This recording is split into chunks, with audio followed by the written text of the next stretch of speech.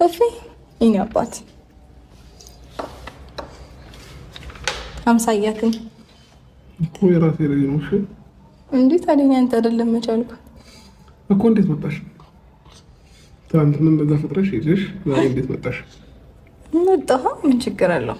እንዴት ነው የሶስት ቀን ብዙ ለውጥ እየታየብሽ ነው እና ጥሩ አይደል? አልወደድከውም ለውጤን? እንዴት ነህ? ልሳምክ እኔ ልጅ ነው የሳምኩት። አንቺ አልሳምኩሽም አይደል እንዴ?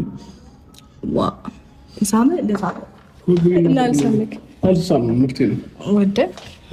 ወደ